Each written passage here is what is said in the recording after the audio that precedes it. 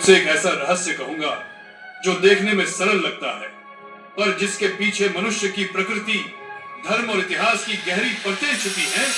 तूने मुझसे पूछा कि क्यों अनेक सुंदर स्त्रियां काले, लंबे, गंभीर पुरुषों की ओर आकर्षित हो जाती हैं। तो सुन, यह प्रश्न सौंदर्य का नहीं, सुरक्षा और स्थिरता का है। हिंदू धर्म कहता है कि आकर्षण आंख से शुरू होता है, पर टिकता मन और बुद्धि पर है। सुंदरता स्वयं में कोमल होती है और कोमल चेतना स्वभावतः उस शक्ति की ओर खींचती है जो उसे थाम सके। लंबे और गंभीर पुरुष अवचेतन में संरक्षण का भाव जगाते हैं, जैसे विशाल पर्वत के सामने खड़ी नदी स्वयं को सुरक्षित अनुभव करती है। हे मंदोदरी, काला रंग हमारे धर्म में अज्ञान का नहीं, गंभीरता और रहस्य का प्रतीक है। कृष्ण श्याम है, काल भी श्याम है, और जो श्याम है वह भीतर गहराई रखता है। रामायण को देख, राम का रंग सांवला था, पर उनका व्यक्तित्व स्थिर, मौन और मर्यादित था। वही मर्यादा स्त्रियों के मन को आकर्षित करती है।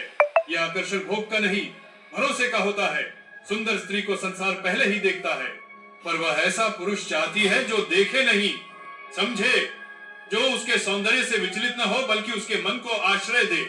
लंबे और गंभीर पुरुषों में यह गुण अधिक दिखाई देता है, क्योंकि उनका व्यक्तित्व विस्तार का संकेत देता है।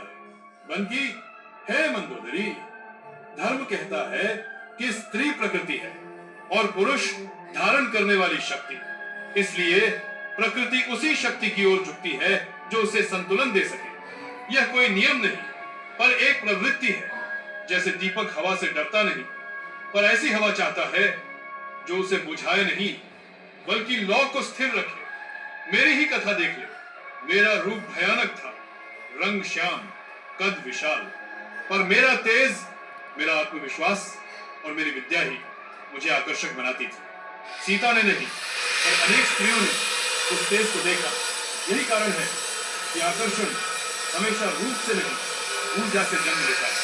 और काले, लंबे, गंभीर पुरुषों की ऊर्जा अक्सर स्थिर और भारी होती है, जो चंचल सौंदर्य को ठहराव देती है।